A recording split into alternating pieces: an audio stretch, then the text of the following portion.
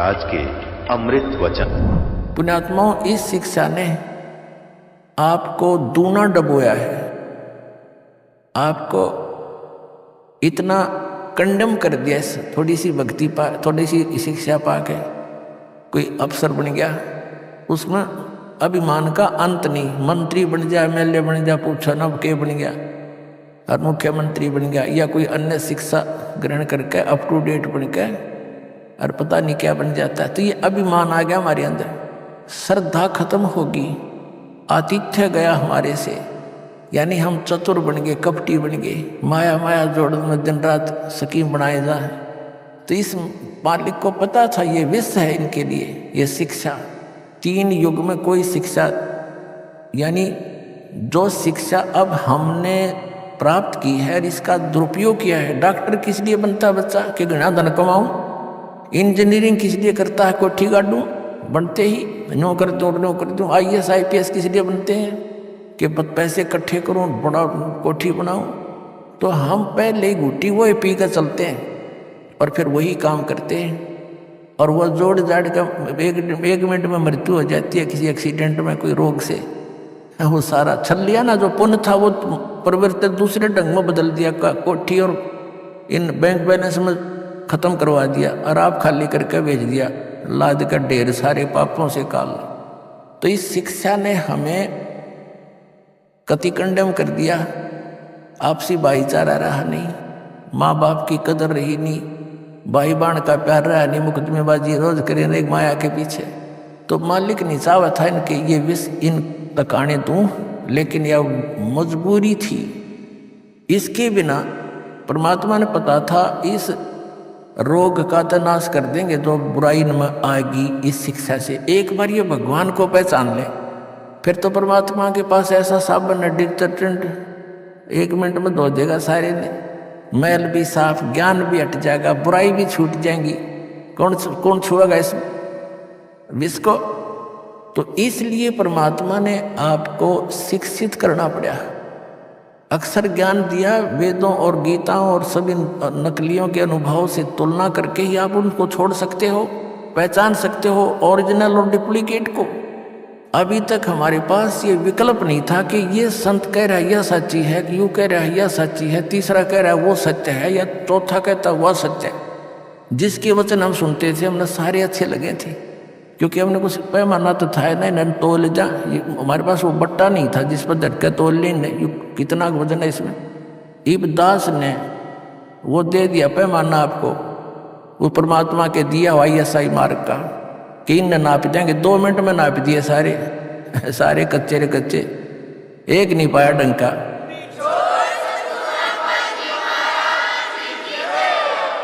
तो विश्व के वर्तमान के कोई भी संत शास्त्र अनुकूल साधक नहीं है, ना उनके अनुयायी है। तो दास की प्रार्थना यही है कि वो संत भी इस बात पर विचार करें, इसको मान बढ़ाई ना अड़ावें, अपना जीवन नाश ना करें। और ये तो इस मार्ग में तो वो रोक के नहीं सकते, या तो भूल जाना। और जनता ने सबने आना पड़ेगा। 2 दिन पाछाओंगे वो पछताएंगे, और उन नकलियों को धक्काने भी गए कि उन्हें साची समझ कर भी ना मानने दिया हमारे को। अपने आत्माओं जो TV चैनलों पर चल रहा है परमात्मा का ज्ञान, ये कोई हम कोण में बैठ के गीत नहीं गा रहे। विश्व स्तर के चैनल है, और एक चैनल पर कहीं पर भी कोई छोटी सी कोई सूचना आ जाती है तो पूरे विश्व में फैल जाती है। और इसने 3-4 वर्ष हो गए परमात्मा के ज्ञान को चलते को, और कोई बोल कर दिखाओ ज्ञान में, वो बकवाद तो करो कैसी, पर ज्ञान को कंडम करके दिखा दो एक भी पॉइंट परमात्मा के जो दास ने ज्ञान बताया। तो इससे सिद्ध है कि वो बुद्धिमान व्यक्ति है, संत कोई बालक नहीं है, उन सब ने देख लिया है। अरीब तो वह यहाँ रुके हुए हैं कि नंबर दे जितने नंबर है। एक पंडित जी था, काशी विद्यापीठ पर ढकाया वो ब्राह्मण। एक राजा ने कोई हवन कराना था, अनुष्ठान कराना था, उसका न्योता दिया। उसको रोजाना 1 रुपया दान दक्षिणा दे देते, वो पाठ करने लग गया। 1 महीने का कराना था। अब उस विद्वान की पत्नी अपना, क्योंकि पैसा मिलने लगने के बाद यू काल फिर अलग से रंग दिखाता है, वह बढ़िया तो कपड़े पहने और गले में अपने बढ़िया जेवरात आभूषण बनवा लिए।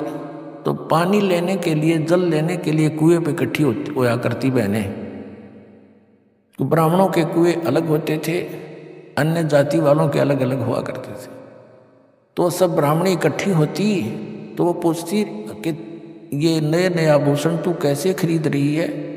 उसने बताया कि मेरा पति राजा के यहाँ कथा करने जाता है, मंत्र जाप करता, अनुष्ठान करता है, और राजा प्रतिदिन 1 चांदी का रुपया दक्षिणा देता है।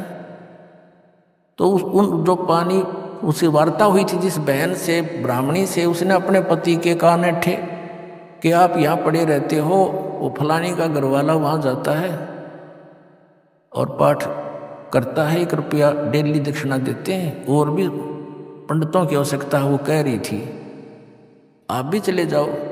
तो पंडित जी कहने लगा मैं तो ऐसा देसी सा पंडित हूँ, और वो पटकारा काशी विद्यापीठ में, उसके बराबर में मेरी दुकान चलेगी नहीं। वह उसका सिर होगी, तू तो ऐसे बहाने में लाया करे हैं, तू धक्के खानता अंडा और जाते अच्छा माल मिला जाता नहीं। ज़्यादा कहने से वो चला गया। और क्योंकि ऊपरली वे वेशभूषा तो ब्राह्मण की एक जैसी हो है, मंत्री से कहा जी मैं भी ब्राह्मण हूँ, कहा जब पंडित जी बैठो। उसका एक आसन लगा दिया और माला दे दी कि तू भी बोल दे जब मंत्र के ले बैठ के। अब उन मंत्रों ने सुना कोई नहीं करता, वो पंडित अपने करते रहे, राजा लोग अपने मौज मस्ती कहीं घूमते रहो। अब वो तो बोला अपने संस्कृत के श्लोक, उन्हें तो याद थे, जो पहले वाला विद्वान पुरुष था। दूसरा था अनपढ़ मेरे जैसा, वो तो बोला मंत्र जैसे भूर भव स्व, वो नको है जो यू को है, जो यू को है, जो यू को है। अपना उसने भी एक असरफी मिल गई सामने और 1 रुपया। मन में क्या जो यूं को है, जो यूं को है। अगले दिन 2 दिन पीछे हुआ भी, फिर उसकी पत्नी भी लागी ऐसे हार श्रृंगार पैर के गई। वो तीसरी को पता लगा, उसने अपने पति को श्रृंगारा। वो कहने लगी, उसने भी यही प्रार्थना की कि वो तो विद्वान है, दूसरा भी मेरे से कुछ ज़्यादा ही जानता है, पर मेरी बात बने नहीं। ज़्यादा कहने से वो भी चला गया। अब वो जो विद्वान था वो तो अपने बोल ही रहा था, उसने उधर ध्यान नहीं उनका, ये क्या बोलना, ठीक है ब्राह्मणों के बोलते रहेंगे अपने मंत्र। तो तीसरा पहुंचा, उसका भी आसन लगा दिया। पहला अपना संस्कृत बोल रहा है श्लोक शुद्ध, दूसरा है, तीसरा नो गया कब तक नंबेगी, कब तक नंबेगी, कब तक नंबेगी, कब तक नंबेगी, कब तक नंबेगी, मारी बकवाद।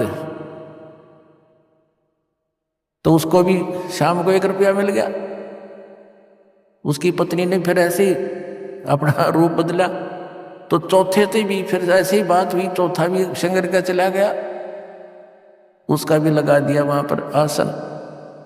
अब पहले वाला तो बोलता है शुद्ध संस्कृत के श्लोक, दूसरा कहता है, तीसरा कहता कब तक नंबेगी, कब तक नंबेगी, चौथा बोला नंबर दे जब तक नंबेगी। तब ये संत न्यो देख रहे नंबर दे जब तक नंबेगी, पर यह भी नंबर को ना, यही बता तुमने ऑनलाइन रखूंगा जब तक, या तो सारी जनता नहीं जाएगी लेगी, या तुम खुद नहीं कह दोगे हमारी गाड़ी खराब होगी। एक भक्त कह रहा था कि 2-3 प्रकार के यात्री होते हैं। जैसे कोई बस जा रही है और बस रुकेगी और साथ में दूसरी बस खड़ी होगी, तो बुद्धिमान तो तुरंत समझ जाते हैं गाड़ी में कोई गड़बड़ है भाई, या झटके बटके मार के चल रहा है, उतर कर तुरंत दूसरी में चढ़ जाते हैं। ये तो फर्स्ट टाइप के बुद्धिमान है। दूसरे ऐसे होते हैं कि कंडक्टर नीचे बढ़ कर देखने लगेगा, समझ जाएगा कि इधर गड़बड़ हो रही, तो तब उतरेंगे। और तीसरी टाइप के इसे निकट्ठू होते हैं कि कंडक्टर ड्राइवर भी दूसरी बस में चढ़ लेंगे ना, कथी कंडम कह यार बिगड़ दी भाई, बोला जब उतरा करे उस गाड़ी में। तो ऐसे जो बुद्धिमान व्यक्ति हैं, दास के संकेत को समझकर छोड़कर भाग जाओगे उनकी खराब गाड़ियों को, जिसमें सफ़र करना चाह रहे हो, पंचर हुई खड़ी, उनके टायर ने ट्यूब कुछ भी को ना, यानी कोई आधार ही नहीं है उनका गाड़ी का चलने का। राम नाम की गाड़ी जो बनाए बैठे हैं वो शास्त्र विरुद्ध साधक, और फिर शेष जब आओगे, जब उनके गुरुजी ने कह देंगे भाई सालों सचमुच हमारा तो हमारे पास ज्ञान नहीं था, वो भी बुद्धिमान व्यक्ति होता है जो नो कह दे भाई गाड़ी खराब होगी या ठीक नहीं चल सकती और तुम अपनी व्यवस्था और कर लो।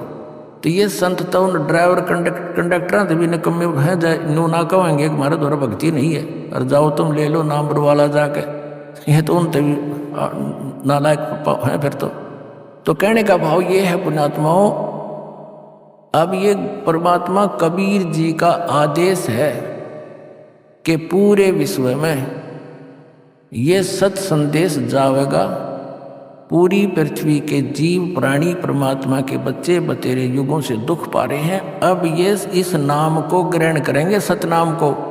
न इसकी छींट भी ना लगने दी थी परमात्मा ने, अरे डंडोरा पिटवा दिया, अब बखेर रखा आपके ऊपर, वर्षा करवा दी सच्चे ज्ञान की, और सतनाम चौथे महीने मिल जाता है, और सार नाम भी अब आपको मिला प्राप्त हो रहा है, जिसको आज तक ये ऋषि महर्षि समझ भी नहीं सके। तो अब ये पूरे विश्व में जाएगा और सभी संतों को इस सत्य ज्ञान का लोहा मानना पड़ेगा, और उनकी भलाई है वो माने इस बात को, और अपना भी कल्याण करावें और उस परमात्मा के बच्चों को काल के उसमें भाड़ में ना झोंकें। अब जो प्रसंग चल रहा था कि कबीर परमात्मा सतलोक में जिंदा महात्मा के रूप में लेकर के उस प्यारी आत्मा गरीबदास जी को लेकर पहुंचे। जब गरीबदास जी ने देखा कि एक रूप में परमात्मा सिंहासन पर बैठे हैं और वह एक चंवर रखा था,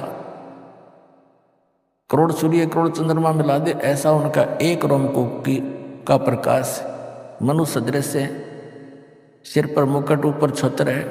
तो नीचे से जो महात्मा जिंदा महात्मा के रूप में, महाराज के रूप में, संत के रूप में परमात्मा आए थे गरीबदास जी को साथ लेकर के, तो वो जिंदा महात्मा ने वहाँ से चंवर उठाया और परमात्मा के उस तेजो में रूप में जो सिंहासन पर बैठे थे उस पर चंवर करने लगे, जैसे सेवक गुरु जी पर करते हैं या राजा लोगों पर चंवर हुआ करते थे। गरीबदास जी ने सोचा कि भगवान तो ये हो गया जो तख्त पर बैठा है, सिंहासन पर बैठा है, तख्त माने सिंहासन ही होता संत भाषा में, और जिंदा महात्मा ये बाबा जी तो इसके नौकर दिखे है इनका। इतने में उसके मन में इतना आया ही था, तभी वो तेजो में शरीर वाला भगवान सिंहासन छोड़ के नीचे खड़ा हुआ और उस संत महात्मा रूप में परमात्मा से कहा कि भगवान विराजमान हो। वो कबीर साहब जिंदा महात्मा बैठे सिंहासन पर और चंवर करने लगे वो तेजो में रूप वाले भगवान उस जिंदा बाबा के ऊपर जो सिंहासन पर विराजमान हुए। अब गरीबदास जी सोच रहे थे कि भगवान और इस बाबा जी पर चंवर कर रहा है, ये कैसे। तो इतने में वो तेजो में शरीर जो था वाला जो शरीर यूं का यूं जिंदा महात्मा के शरीर में प्रवेश हो गया, और जिंदा महात्मा का जो नूर था एकदम उतना ही तेजो में शरीर हो गया और चंवर अपने आप होने लगा। तब परमात्मा ने कहा था कि इस आदरणीय गरीबदास साहिब जी को कि बच्चा, मैं पूर्ण परमात्मा हूँ, सब ब्रह्मांडों का रचनहार हूँ, मेरा नाम कबीर है। वेदों में मुझे कबीर देव भी कहा है, वेद मेरा भेद है।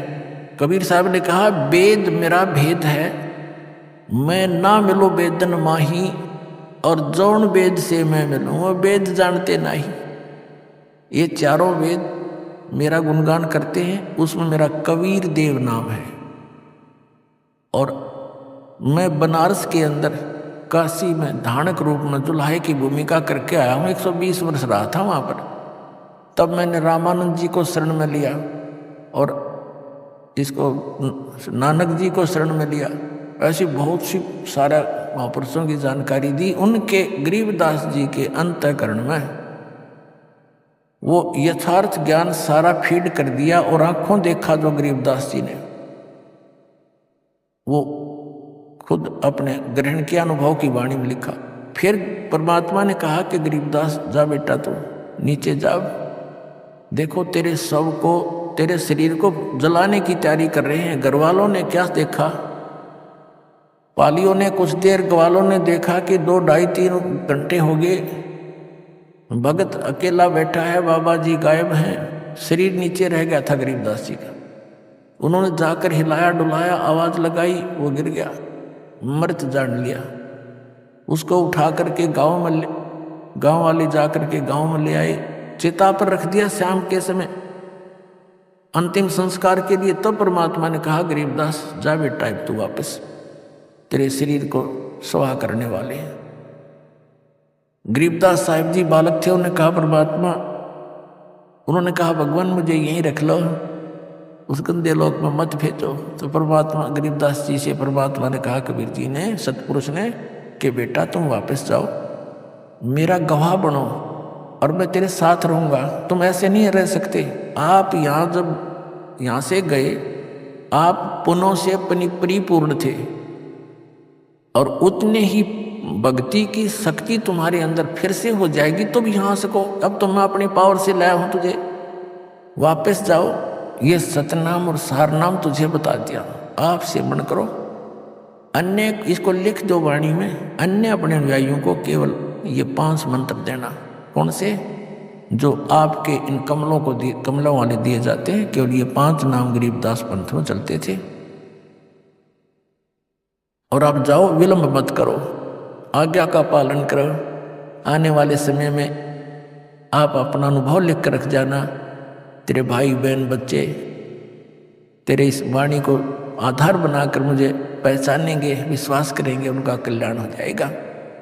तब गरीबदास जी वापस आए और एकदम उठ खड़े हुए चिता के ऊपर से ही, और ये वाणी बोलने लगे, हम सुल्तानी नानक तारे दादू को उपदेश दिया, जात जुलाहा भेद न पाया, ये काशी माहे कबीर हुआ। अनंत कोट ब्रह्मांड का एक रति नहीं भारे, सतगुरु पुरुष कबीर हैं ये कुल के सिरजनहारे। परमात्मा को सतलोक में देखा, जो यहाँ से जिंदा महात्मा के रूप में आए थे। तब गरीबदास जी ने अपनी वाणी में परमात्मा की महिमा कलम तोड़ लिखी है और परमात्मा कबीर जी से प्राप्त उस यथार्थ ज्ञान का इसमें वर्णन किया है। थोड़ी सी झलक आपको उस अमृत ज्ञान की देते हैं। क्या बताते हैं कि भेड़ पूछ को पंडित पकड़े, ये बादो नदी बिहंगा, गरीबदास वो भवजल डूबे, नहीं साध सत्संगा। गरीबदास साहब जी कहते हैं कि भेड़ पूछ को पंडित पकड़े, ये भादो नदी बिहंगा, गरीबदास वो भवजल डूबे, जिनको नहीं मिला साध सत्संगा।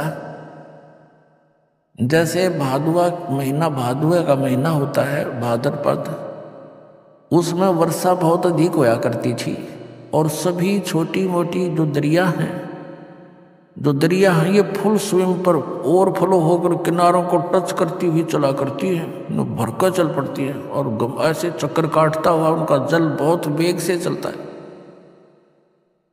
तो गरीबदास जी कहते हैं कि आप जी ने सतलोक जाने के लिए इतनी दरिया को पार करना है, इतने भयंकर जल युक्त, और उससे पार करने का साधन ये पंडित अर्थात भवसागर से भवदरिया से पार होने के लिए जो method of worship, way of worship, पूजा का जो मार्ग है, विधि है, वो जो तुम्हारे गुरुओं ने, पंडितों ने, ब्राह्मणों ने बताई है, वो तो ऐसी है जैसे उस भादो के महीने में पूर्ण रूप से परिपूर्ण होकर बह रही दरिया को पार करने के लिए कोई कहे कि भेड़ की पूंछ पकड़ और दोनों घुस जाओ दरिया में, ये भेड़ तुझे पार कर देगी, वो स्वस्थ विधि नहीं है, वो तो डुबोने वाली है। नौका, उसके लिए नौका चाहिए, अच्छा उसका खेवट चाहिए, ताकि वो भंवरों से बचा करके और दरिया से पार कर सके। तो वो पूर्ण संत की आवश्यकता है। राम नाम सही हो, सत भक्ति हो, वो नौका है राम नाम की। तो कहते हैं भेड़ पूछ को पंडित पकड़े, ये भादो नदी बिहंगा, गरीब दास व भवजल डूबे, जिनको नहीं साध सत्संग। फिर बताते हैं मन मान सरोवर गंगरे, जहां से बिछड़ा वहां मिलाऊं, तुम सुनो शब्द पर संगरे। मन मान सरोवर गंगरे, जहां का बिछड़ा तहां मिलाऊं, तुम सुनो शब्द पर संगरे। गरीबदास साहब जी कहते हैं कि मन, ये मान सरोवर गंगरे, सतलोक जो है वो असली स्थान है तेरा, और जहां से तू बिछुड़ा है तुझे वही मिला दूं। तू मेरे वचन सुन ले, मेरा ज्ञान सुनो। अपने आत्माओं, ये जो अधूरा ज्ञान हमें प्राप्त है, ये परमात्मा के विचार सुनने नहीं देता। जैसे एक बहन कह रही थी कि किसी परमात्मा की बेटी ने यहाँ से उपदेश प्राप्त, बहन ने अपनी सहेली से कहा कि इस समय टीवी पे हमारे गुरु जी का प्रोग्राम आता है, वो देखना। तो उसने अपनी सहेली के कहने से टीवी ऑन किया, और उस समय उसका दुर्भाग्य था और ज्ञान का अभाव। उसने क्या सुना कि तीन देव की जो करते भक्ति, उनकी कदे ना होवे मुक्ति। और ब्रह्मा विष्णु महेश की भक्ति से मोक्ष नहीं हो सकता। उसने ये शब्द सुन दिया जब वह टीवी बंद। 2-3 दिन पाछे उस बहन ने फिर पूछा कि आप सुनती हो क्या मैं हमारे गुरुजी का सत्संग? ने बोली कद्दे भी ना सुनो। तो ऐसा गलत बात कहे हैं। क्या कहते हैं कि नो के ब्रह्मा तीन देव की जो करते भक्ति, उनकी कदी ना हो मुक्ति, मत कृष्ण जी की पुजारी न हो। तो पुणात्मा, तो यहाँ परमात्मा कह रहे हैं तुम हमारे शब्द का प्रसंग पूरा सुनो और फिर बात समझ में आएगी। तुम तो एक छोटी सी बात न सुन के बेद जाते हो। गहराई से सुनो। क्यों कहा है इसने? इतने दिन हो गया, आज तक कोई कह के दिखा, आज से पहले कोई कह के दिखाता कि ये भक्ति ना करना सरेआम। ये जो राधा स्वामी धन सतगुरु वाले इन्होंने खुल कर कुछ नहीं बताया, आप अपनी बताएंगे, लोग उनके पीछे लगेंगे। और दास ने तो सबके इतिहास दिखाए हैं कि ये नहीं करना, ये नहीं करना, ये करना, बस। और प्रमाण दिया है कि ये कहीं प्रमाण ही नहीं है इनकी भक्ति करने का। तो यहाँ परमात्मा कह रहे हैं गरीबदास साहब जी, मन मान सरोवर गंगरे, जहाँ का बिछड़ा तहाँ मिलाऊं, सुनो शब्द पर संगरे। दने गंगा बाम में जमुना, मध्य सरस्वती रंग रे। कल बिस्कुस्मल मोक्ष होत हैं, ये पल पल पर भी अंगरे। कहते हैं ऐसा सिमरण देंगे आपको श्वास ओ श्वास का। उस जैसे गंगा में नहाने जाते हो, कभी जमुना में नहाने जाते हो, कहीं सरस्वती की आस लगाई बैठे हो, ये श्वास के सिमरण तय आपका श्वास का स्वर जो दास देता है नाम, कभी दायां चल रहा है कभी बायां चल रहा है। और सरस्वती बीच में सही उतर, जो तीसरा चल है वो तो खुलेगी, तीसरा तो इस संबंध तो अपने आप खुल जाएगा, इसमें धक्का करने की जरूरत नहीं, इसका मंत्र में ऐसी शक्ति है। तो कहते हैं दाने गंगा, ये तो इला है, और बहने बम में जमुना समझ ले, और बीच में सरस्वती तुम बताओ। इसो वो जो तीसरा 10वां द्वार वहाँ से स्टार्ट होगा, खुलेगा 10वें द्वार का उर्ला रास्ता है, उर्ला गेट। तो कहती सिमरत है तुम रोज गंगा जमुना नहाओ, पल पल पर भी अंगरे, पल पल में, वो तो 12 वर्ष में पर भी लागे तुम्हारे उस किसी तीर्थ उसकी कुंभ की अर्णों के पल पल पर भी अंगरे।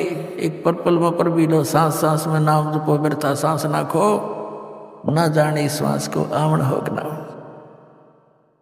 फिर कहते हैं कल बिस्कुस्मल मोक्ष होते हैं, पल पल पर भी अंगरे। सभी पाप प्रकार के घोर से घोर पाप भी सिमरते हैं तो मेरे तुम्हारे नाश हो जाएंगे। कल बिस्कुस्मल पाप काशी करवत काहे लेत है, बिना भजन नहीं ढंग रे। कोट ग्रंथ का यही अर्थ है, करो साध सत्संग रे। क्या बताते हैं कि काशी करवत काहे लेत है, बनारस में जाके कहते क्यों अपनी गर्दन कटवाता है। पुण्यात्माओं इतना जबरदस्त जुगाड़ कर रखा था इन अज्ञानियों ने, और आत्मा उसी दिन से परमात्मा की चाह में भटक रही है। इसको जिसने भी कोई जैसा भी परमात्मा पाने की विधि बताई, कितना कठिन से कठिन है, इसने वो भी स्वीकार किया। एक बार काशी के ब्राह्मणों ने, नकलियों ने क्या जो ना ज्ञान देना शुरू किया कि जो काशी में मरता है, काशी शहर में शरीर छोड़ता है, वो सीधा स्वर्ग जाता है, और जो मगर मरता है उसकी मुक्ति नहीं होती, वो गधे की योनि में जाता है। परमात्मा कहा करते भाई भक्ति, सत भक्ति करो, चाहे काशी में मरो और चाहे मगर में मरो, कहीं पर भी शरीर छोड़ोगे तुम उसी स्थान पर जाओगे जो सत साधना तुम कर रहे हो। ये भूल है तुम्हारी, पर वो नहीं मानना करते, विरोध किया। तो ये बातें ज्ञान सुनकर सभी बूढ़े बुजुर्गों ने कहा अपने बच्चों से कि बच्चों बेटा, विशेषकर ये बढ़िया लोग इन ब्राह्मणों से ज़्यादा प्रभावित रहे हैं। तो उन्होंने कहना सुना उनके बुजुर्गों ने कि बच्चों हमने मरना तो है बेटा, और कहते हैं गुरुजी बता रहे काशी में मृत्यु हो जाए तो स्वर्ग मिल जाएगा, हमारा उद्धार हो जाएगा। तो बच्चे भी सोचते हैं माता पिता का उद्धार होना चाहिए, तो वहाँ अपना कमरा लेकर बच्चों माता पिता के लिए वहाँ कोई नौकर नाकर छोड़ने लगे कि यहाँ विचार भी सुनते रहिए गुरुजियों के, और अंतिम समय है आप यही प्राण त्याग दियो। तो उन पंडितों ने सोचा कि भी यदि हम इनको अपने घर रख लें, प्रत्येक यजमान को एक एक गुरु 10-10, 5-5 हो जाएंगे, नाम रख लेंगे, तो सारा कुछ खर्चा भी हमें मिलेगा, वो पैसे भी मिलेंगे, किराया कुराया भी हमें मिल जाएगा। इस उद्देश्य से उन्होंने अपने क्षेत्र के सभी बुजुर्गों को अपने ही घर पर रखने का आदेश दे दिया कि हम रख लेंगे, यहाँ रह जाए, खाना खा लेंगे, हम भी खाएंगे, ये भी खा लेंगे। उनको पता था कि श्रद्धालु पैसे देंगे ही देंगे, तो उन्होंने अपने पिताजी के खर्चे के भी पैसे गुरुजी को देने शुरू कर दिए। इस लालच में उनने वो आफत मोल ले ली। बूढ़ा और बूढ़िया थे दो ना घर में, तो पूरा परिवार उससे की देख रेख में लगा रहा करे। जब बीमार शिमार हो जाता है, बुढ़ापे में जब बीमारी आप पे आ जाया करे बिना बुलाई, तो एक का दो बूढ़ा मुश्किल हो जाए संभालना, और उन्हें तो 10-10 पाड़ लिए लालच में। फिर उन नकलिया ने के स्कीम बनाई और गुरुआ ने कि भैया तो बात बिगड़गी, अब ये तो आण लग रहे हैं, पता नहीं 100 भी हो जाएंगे, या तो हम कैसे रोटी पवाएंगे रोज जिंदगी।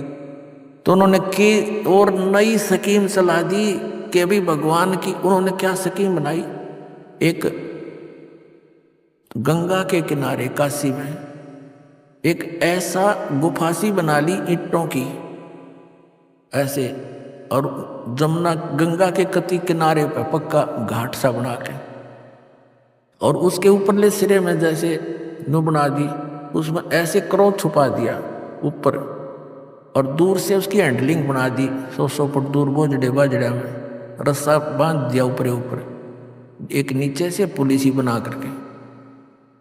तो सब उन्हें फिर एक अफवाह फैला दी कि जो शीघ्र स्वर्ग जाना चाहता है उसके लिए परमात्मा की तरफ से एक क्रोत आता है। क्रोत जैसे आपने देखा होगा लकड़ चीरन के आरी सी हुआ कर, लंबा, बहुत लंबा होता है, 2 तरफ से पकड़ के चलाते हैं उसको ऐसे ऐसे।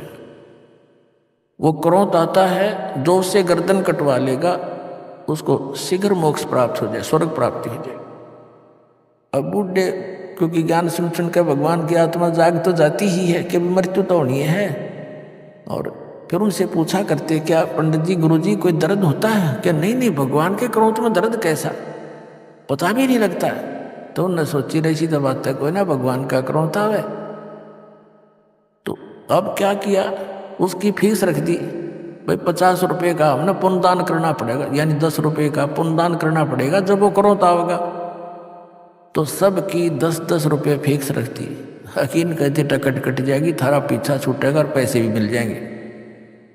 इस उद्देश्य से उन्होंने क्रोध का वो हत्था जोड़ दिया, मांस काटने का, मनुष्य काटने का कसाई वाड़ा शुरू कर दिया।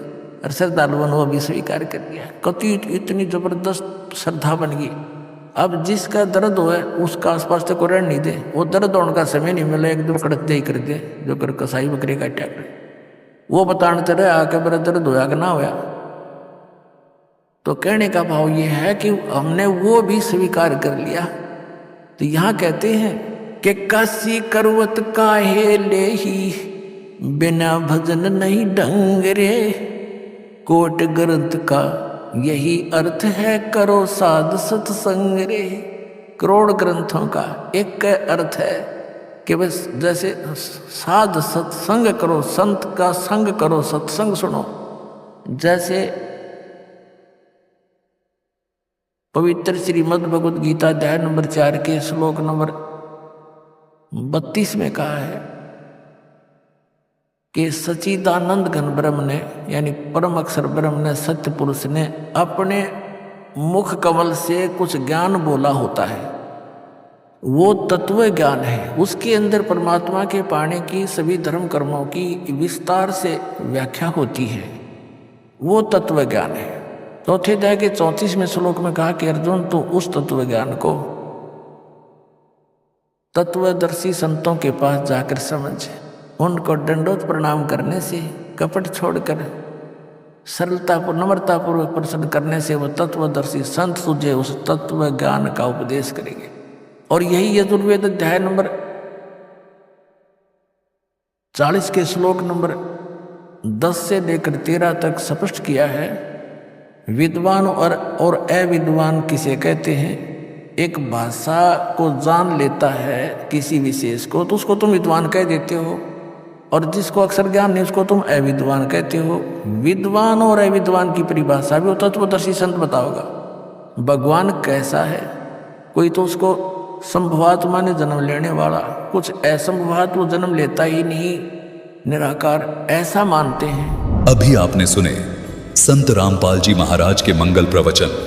आइए अब सुनते हैं संत रामपाल जी महाराज जी से नाम दीक्षा लेकर सतभक्ति करके अद्भुत लाभ प्राप्त करने वाले अनुयायियों के विचार। ईश्वर के प्रति लगाव, विश्वास, श्रद्धा और आस्था का दर्पण है भारत के बहुत से आस्तिक श्रद्धालु। लुधियाना की रहने वाली दीपिका जी भी इन्हीं आस्तिक श्रद्धालुओं में से एक हैं। पहले ये सभी देवी देवताओं की उपासना करती थी, विशेषकर लड्डू गोपाल जी को इष्ट रूप में पूजती थी। इन्होंने अपनी आप बीती हमारे साथ साझा की है, जिसे सुनकर आप भी चौंक जाएंगे। इन्होंने बताया कि इनके पिताजी एक पटवारी थे और उन्हें झूठ बोलकर धोखाधड़ी के केस में फंसाकर सस्पेंड कर दिया गया था। जो ये पूजा साधना कर रहे थे उसको करने से इनके पिताजी की नौकरी नहीं बच पाई और घर की स्थिति बहुत ही दयनीय हो गई। उन्हीं दिनों इनको जगत गुरु तत्वदर्शी संत रामपाल जी महाराज द्वारा लिखित पुस्तक ज्ञान गंगा मिली, जिसने इनकी जिंदगी का नया अध्याय खोल दिया। आपको बता दें कि दीपिका जी एक पढ़ी लिखी शिक्षित महिला हैं और साथ ही बैंक मैनेजर हैं। इन्होंने अंधश्रद्धा से नहीं बल्कि सोच विचार कर सच्चे गुरु से नाम दीक्षा ली है, जिसके फलस्वरूप आज इनके जीवन में अद्वितीय चमत्कार हुए हैं। अब आप स्वयं जानिए कैसे प्रार्थना और सच्ची भक्ति के माध्यम से दीपिका जी के जीवन में बदलाव आए, कैसे इन्होंने अदृश्य शक्तियों की चुनौतियों को पार किया और वास्तविक सुख शांति प्राप्त की। सुनिए दीपिका जी के शब्दों में उनकी ये भक्तिमय आत्मकथा। बहन जी नमस्कार। सत साहिब। क्या नाम है आपका? दीपिका। कहाँ से आए आप? लुधियाना से। संत रामपाल जी महाराज से कब जुड़े? संत रामपाल जी महाराज जी से मैं 3 जून 2012 से जुड़ी हूँ सर। संत रामपाल जी महाराज से नाम दीक्षा लेने से पहले आप क्या भक्ति साधना करते थे? मैं ब्राह्मण जाति में मेरा जन्म है। जैसे कि वहाँ पे सब होता है कि सारे ही देवी देवताओं की पूजा करते हैं। हम माता रानी की भी करते थे, कृष्णा जी की भी करते थे, मतलब ज़्यादा पहले माता रानी की करते थे। उसके बाद जब उनसे कोई लाभ हमें ज़्यादा होता नहीं था, फिर हम कृष्णा की, कान्हा की करने लगे, लड्डू गोपाल की। तो मेरे मम्मा कृष्णा वहाँ मथुरा वृंदावन गए थे, तो वहाँ से हम दोनों बहनों के लिए भी छोटे छोटे लेके आई थी लड्डू गोपाल। तो हम स्पेशली उनकी भी करते थे और मम्मी भी अपने सेपरेटली अलग से करती होती थी। क्या करते हैं आप? मैं बैंक में जॉब करती हूँ, प्राइवेट बैंक में। कहाँ तक एजुकेशन किया आपने? मैंने MBA किया हुआ है IIM गुड़गांव से, DLF golf course road area से। संत रामपाल जी महाराज की शरण में कैसे आए? संत रामपाल जी महाराज जी की शरण में मैं ऐसे आई सर कि मेरे मम्मी पापा जो पहले, जैसे मैंने बताया, लड्डू गोपाल जी की पूजा करते थे और उनसे उसके पूजा करते करते मेरे पापा सस्पेंड हो गए थे। पटवारी हैं मेरे पापा, सरकारी नौकरी है, पटवारी हैं वो कोट जयपुर में। वो सस्पेंड हो गए थे, उनके ऊपर रिश्वत का रखने का आरोप लगाया गया था।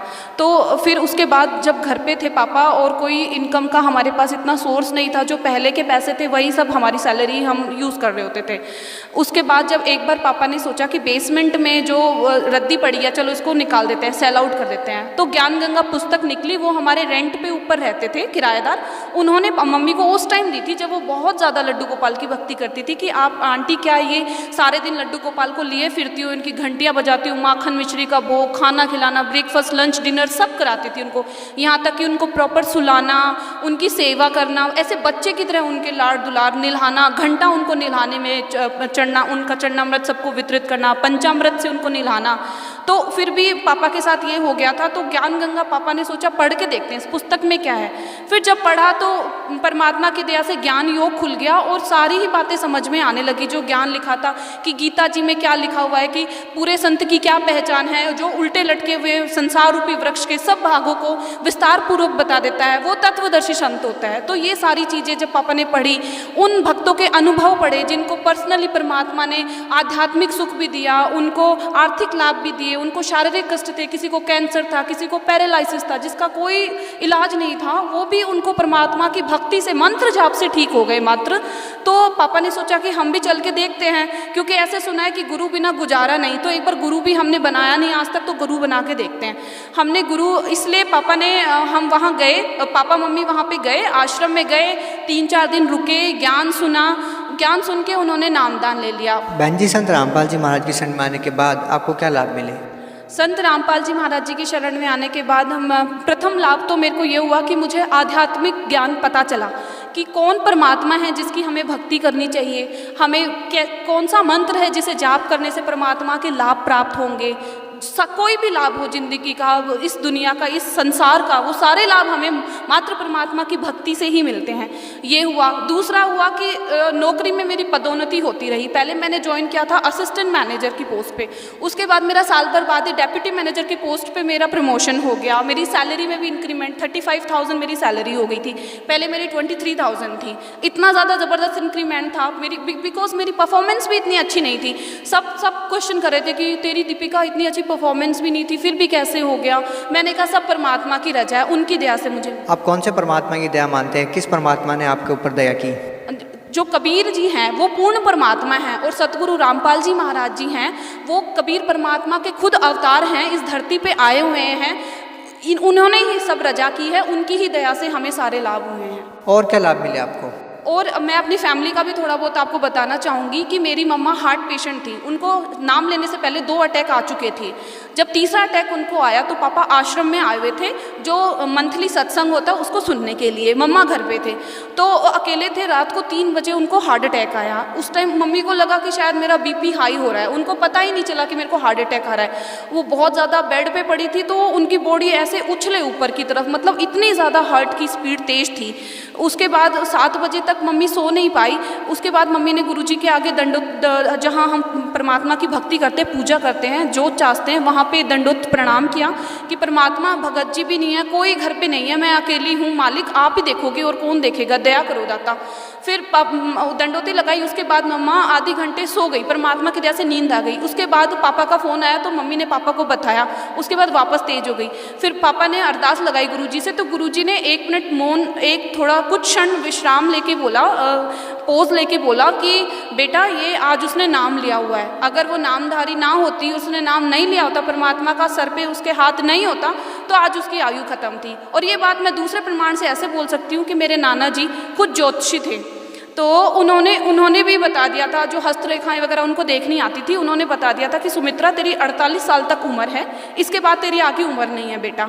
तो और जब बाकी जो पंडितों को दिखाया था उन्होंने भी, तो उस टाइम तो मेरी मम्मी मजाक में कह देती थी कि बहुत है, लेकिन 48 साल की उम्र तक तो हमारे किसी की शादी वगैरह भी नहीं हुई थी। ओनली मेरी बड़ी सिस्टर मैरिड थी उस टाइम तक, तो इसलिए कुछ भी हम सेटल नहीं हुए थे, हम बर्बाद ही हो जाते अगर हमारी मम्मा नहीं रहती तो। फिर परमात्मा ने उनको बचाया, इतनी दया हुई मालिक की। उसके बाद और भी बहुत सारे सुख है, जैसे कि हमारे रिश्तेदार ही हैं, वो थोड़ा हमसे जेलस फील करते हैं, तो उन्होंने जो 3 ताप के अंतर्गत जो आते हैं, उन्होंने ना कुछ प्रेत वगैरह हमारे ऊपर छुड़वा दिए थे, मेरे पापा के ऊपर भी, मेरे ऊपर भी। वो जलते थे कि इनकी ना बिल्कुल, इनकी फाइनेंशियली हालत बिल्कुल ख़राब कर देनी है, इनको एक पैसा नहीं रहना चाहिए इनके घर में। क्या उस टाइम पे आप संत रामपाल जी महाराज से जुड़े हुए थे? हाँ जी, मैंने भी नाम उपदेश ले लिया था परमात्मा की दया से। तो जो 2 बाधा आई, एक मेरे पापा के ऊपर छोड़ी, मम्मी के ऊपर और मेरे ऊपर, क्योंकि मैं अर्निंग मेंबर थी, दीदी की शादी थी, भाई छोटे हैं मेरे, तो मैं बैंक में जॉब करी थी जैसे मैंने आपको बताया। तो उस टाइम क्या हुआ कि पापा को जैसे पता नहीं एकदम से क्या हुआ कि उनको रात भर वो सो ना पाए, आग सी जले उनको, और ऐसे देखे कि छत के ऊपर से कुछ आग सी निकलती आ रही है, मूठ जिसको बोलते हैं, शास्त्रों में पुराणों में लिखा हुआ है कि एक प्रेत बाधा होती है इस तरह की, वो आई। तो मेरे पापा को बहुत ज़्यादा कष्ट, हर टाइम बेचैनी, गर्मी इतनी ज़ोर से लगे, सर्दियों के दिन थे उस टाइम, और बहुत ज़्यादा दिक्कत, उनको सपने गंदे बुरे बुरे आए और उनको कुछ आकृतियाँ दिखे भयानक सी। फिर वो गुरुजी के उन्होंने गए सत्संग में, गुरुजियों को बोला उन्होंने कि परमात्मा मेरे साथ ऐसे ऐसे हो रहा है। गुरुजी कहते कोई बात नहीं बेटा, जो ये करवा रहा है ना उसको परमात्मा अपने आप देखेंगे और आप बिल्कुल ठीक हो जाओगे। उस दिन का दिन है, आज का दिन मेरे पापा को कोई बाधा नहीं है। फिर मेरे साथ अटैक हुआ है प्रेत बाधा का।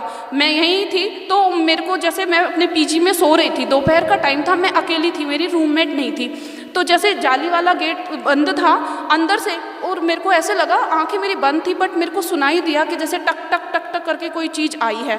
तो जो मेरी रूममेट थी ना, वो और भगवानों की पूजा करती थी, वो उसकी अलमारी में रखे होते थे, वहाँ से उसने माचिस उठाई, और जैसे फिर मेरे को एकदम से यूँ लगा कि मेरे साथ कुछ बहुत बुरा होने जाने वाला है। तो मेरे को उस टाइम प्रथम मंत्र मिला हुआ था, मैंने प्रथम मंत्र का एक जो स्टार्टिंग का है शब्द वही उच्चारण किया।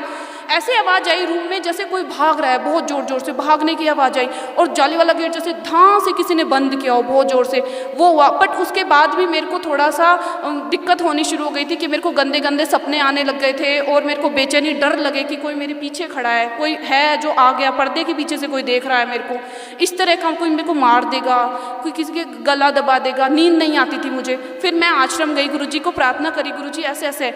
कौन से गुरुजी को प्रार्थना की? जी, हमने तत्वदर्शी गुरु संत रामपाल जी महाराज जी से ही नाम ले रखा है, वही मेरे प्रथम और आखिरी गुरु हैं। इस मनुष्य योनि में वही गुरु रहेंगे और वही हमको सचखंड सतलोक लेके जाएंगे, क्योंकि उनका जो ज्ञान है ऐसा ज्ञान विश्व में नहीं है। जब आपने संत रामपाल जी महाराज जी से अपनी समस्याओं के बारे में प्रार्थना की तो उन्होंने क्या कहा? उन्होंने कहा कि बेटा, आपको परमात्मा ने इतना अच्छा मंत्र दिया हुआ, आपको डरने की जरूरत ही नहीं है, आपकी देखना परमात्मा बिल्कुल ठीक कर देंगे। वो जो आपके ऊपर किसी ने भी छुड़वाया है, क्या कुछ भी करवाया है, उसका आपके ऊपर बिल्कुल असर नहीं होगा, आपने बिल्कुल टेंशन नहीं लेनी। उसके बाद मैं बिल्कुल ठीक हो गई, आज का दिन है। उसके बाद मेरी शादी भी हो गई, मेरी बेबी भी है 1.5 ईयर्स की। तो उसके बाद मैं अभी वापस से मैंने जॉब स्टार्ट कर दी है। तो उसके बाद से आज का दिन है, मेरे को कोई नहीं है, बल्कि परमात्मा के इतने सुख मिले हैं मेरे को कि मैं उनका वर्णन करूं तो शायद पूरा दिन निकल जाए, इतने हमको सुख मिले हैं। बहन जी, जैसा कि आपने बताया कि संत रामपाल जी महाराज से नाम दीक्षा लेने के बाद आपको बहुत सारे लाभ मिले। संत रामपाल जी महाराज के अनुयायियों का कहना है कि उनके आशीर्वाद मात्र से कैंसर जैसी बीमारियां ठीक हो जाती है। इसके बावजूद भी संत रामपाल जी महाराज पर बहुत सारे आरोप लगे हैं और आज वो जेल में हैं। क्या कहना चाहेंगे?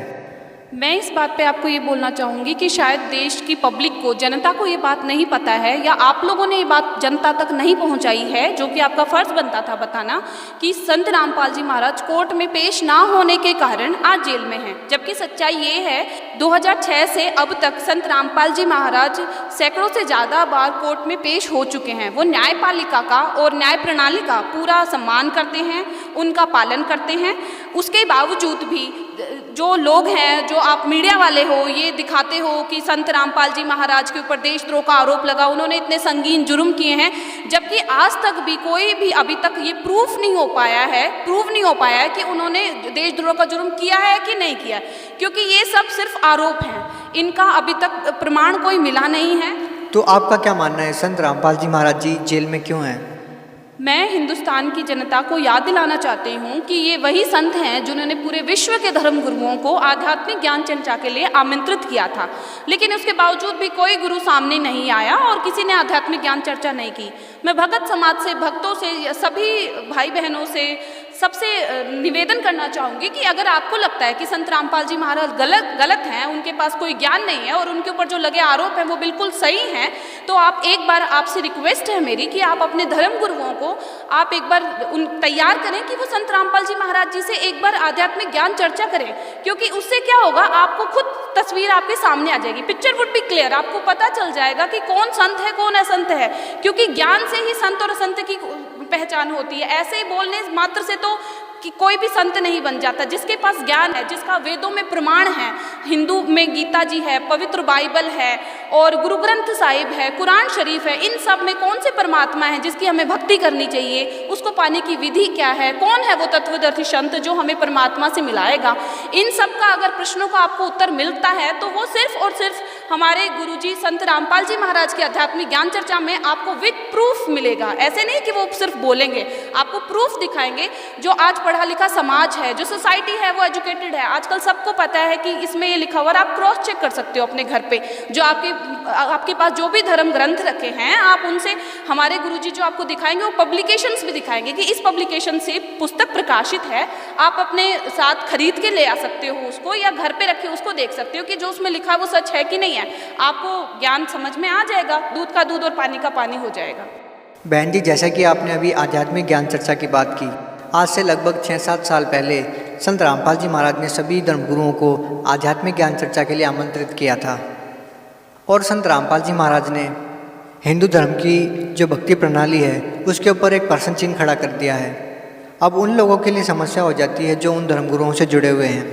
प्राचीन काल से हिंदू धर्म में देव देवताओं की पूजा करते आ रहे हैं। कहा जा रहा है कि संत रामपाल जी महाराज जी देव देवताओं की पूजा करने से मना करते हैं, तो इस बारे में आप क्या कहना चाहेंगे? सर, ऐसा है कि जो आप बोल रहे हो कि संत रामपाल जी महाराज देवी देवताओं को छुड़वाते हैं, ऐसा नहीं है। वो आपको बताते हैं कि देवी देवता हैं जो ये तीनों लोगों के जो सुख देते हैं, जैसे रजगुण ब्रह्मा, सदगुण विष्णु और तमगुण शिव जी हैं, जो इन तीनों लोगों के, पृथ्वी लोक के, स्वर्ग लोक के और पाताल लोक के, जो जिनके हम अधीन हैं, उनकी पूजा की विधि क्या है, उनके मंत्र क्या हैं। मात्र हम एक मूर्ति की पूजा करने से या मंदिर में जाने से देवताओं की प्राप्ति नहीं होती, क्योंकि एक गरीब आदमी है वो भी जाता है, एक अमीर आदमी है वो भी जाता है, तो क्यों अमीर और अमीर बनता जाता है और गरीब और गरीब बनता जाता है? इसके पीछे कारण नहीं है कि उसके पीछे कारण ये है, जबकि गरीब होता है वो आत्मा से प्रार्थना करता है, दुखी होकर होता है कि मेरे भगवान, मेरे बच्चे भूखे हैं, मुझे थोड़ा सा धन दे दो या मुझे ये लाभ करा दो, फिर भी उसे नहीं होता।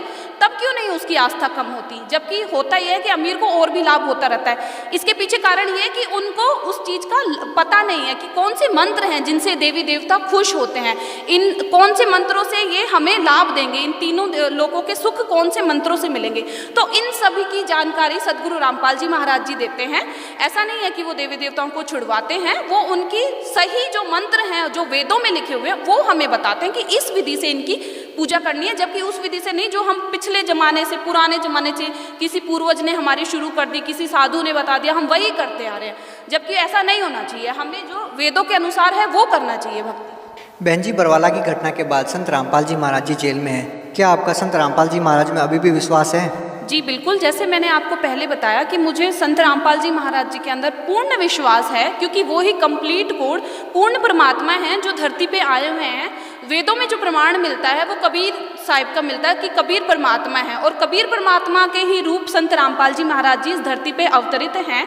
इसलिए, और उस जेल में जाने के बाद ऐसा नहीं है कि जेल में गुरुजी चले गए, हमें उससे कोई लाभ नहीं हुआ, उसके बाद भी हमें इतने परमात्मा के सुख मिले हैं। इवन जेल में जाने के अभी भी हम गुरुजी के आगे दंडोती, जैसे मेरी गुड़िया है, छोटी मेरी बेबी है, शी इज़ 1.5 years old। मैंने बताया आपको कि अगर वो थोड़ी भी बीमार हो जाती है या लग भी जाती है तो हमारी आस्था को कोई चोट नहीं पहुंचती। हम बोलते परमात्मा ये दुख आ गया, ये कष्ट आ गया, मालिक दया करो, और बिना किसी डॉक्टर के जाते ही आप अगर विश्वास करो या ना करो, but this is true thing which I am telling you, कि बिना कुछ डॉक्टर के जाते ही हमारी वो सारी चीज़ें खत्म हो जाती हैं।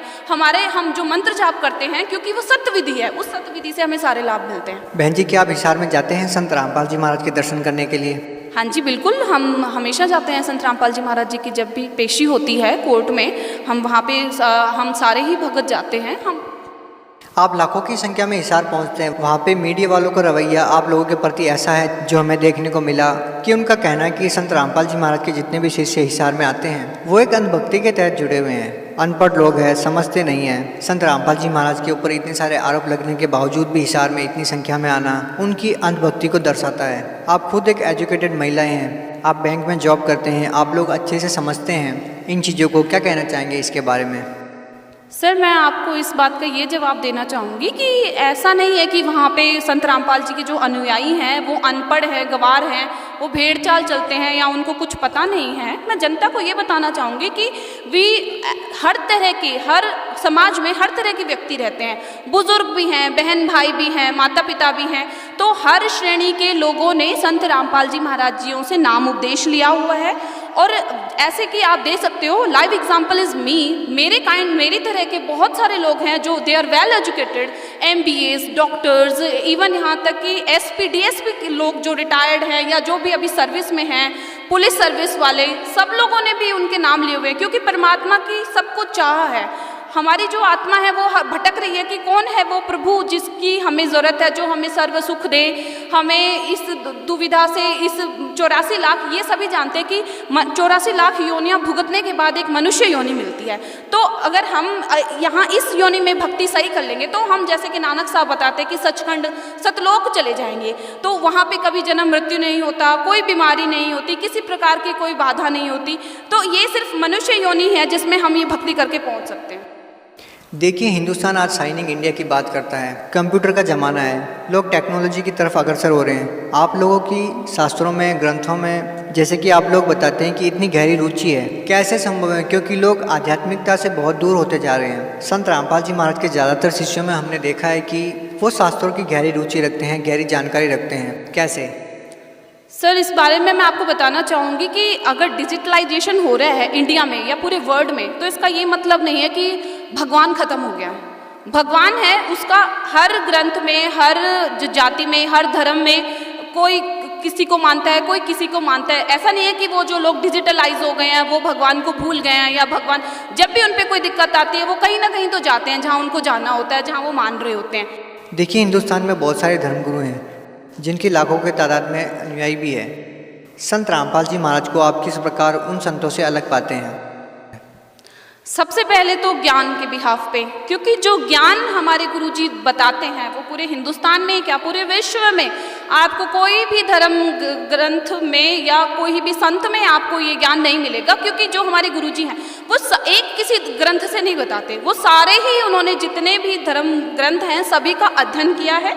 बाय प्रूफ वो आपको शो करते हैं कि इसमें ये चीज़ लिखी है और परमात्मा को पाने का ये तरीका है, और ये परमात्मा साकार है, नर स्वरूप है। कुछ धर्मगुरु बताते हैं कि वहाँ सचखंड में, सतलोक में प्रकाश ही प्रकाश है, वहाँ पे कोई गुरु नहीं है, कोई भगवान नहीं है वहाँ पे, तो वो गलत ज्ञान देते हैं आपको। जबकि वहाँ पे परमात्मा ने हम सबको अपने ही स्वरूप बनाया है, नर स्वरूप बनाया है, ताकि हम इसी मनुष्य जीवन में हम परमात्मा की भक्ति करके, बोलते हैं ना, जिव्या तो वाही भली जो रटे हरि नाम। जीभ तो, जो जिव्या होती है, टंग होती है, वो तो सारे पशुओं को भी होती है, पर वो परमात्मा का सिमरण नहीं कर सकते। इसलिए मनुष्य ही जीवन में हम परमात्मा की भक्ति करके अपने परम मुक्ति धाम सतलोक सचखंड में जा सकते हैं, जहाँ हमेशा हमें कभी कोई दुख नहीं होगा।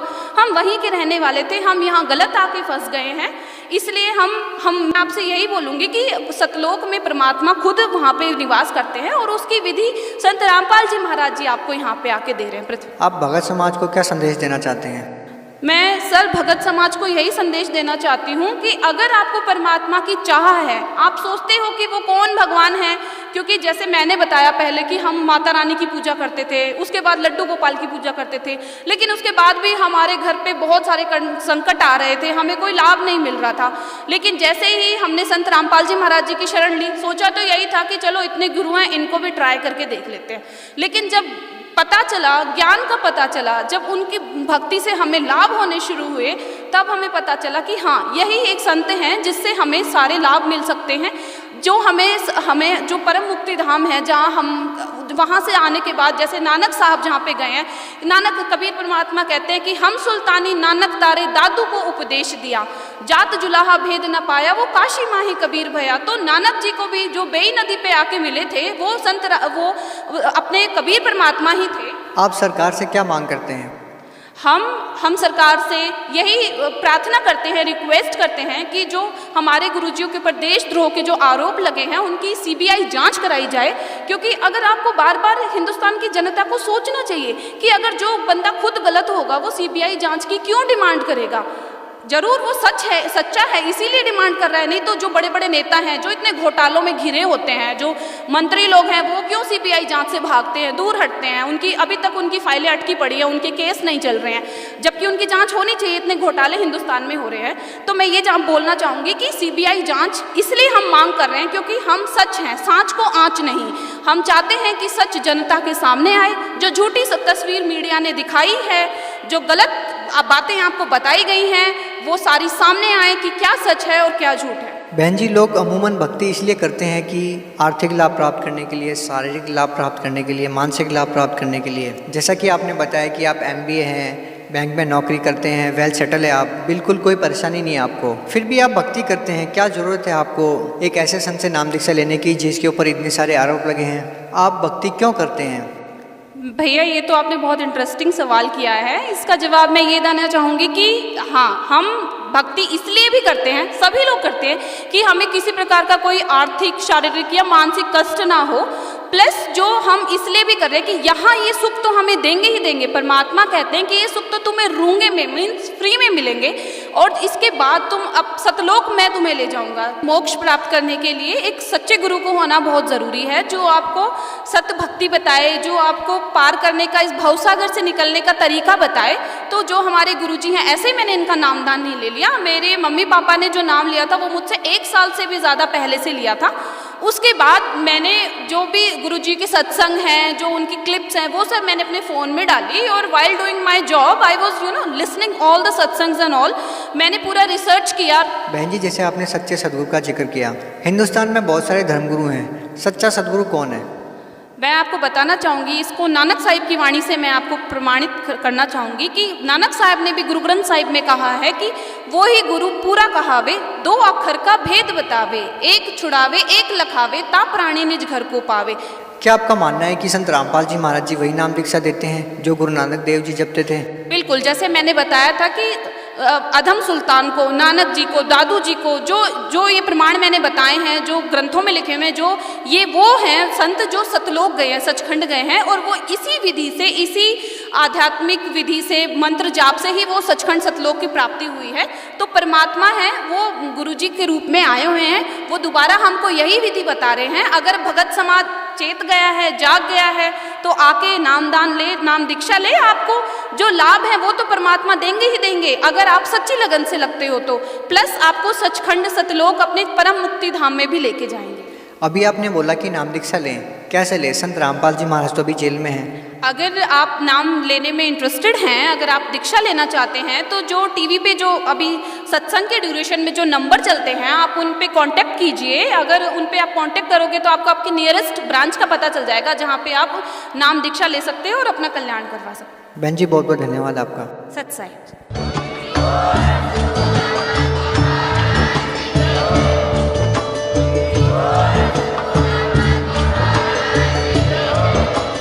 आप सुन रहे थे जगत गुरु तत्वदर्शी संत रामपाल जी महाराज जी के मंगल प्रवचन। अधिक जानकारी के लिए विजिट कीजिए हमारी वेबसाइट www.jagatgururampalji.org। संत रामपाल जी महाराज जी के शुभ आशीर्वाद से पूरे विश्व भर में 500 से भी ज्यादा नाम दीक्षा केंद्र हैं, जिन पर संत रामपाल जी महाराज जी द्वारा ऑनलाइन निशुल्क नाम दीक्षा दी जा रही है। अपने नजदीकी नाम दीक्षा केंद्र का पता करने के लिए संपर्क करें 8222880541।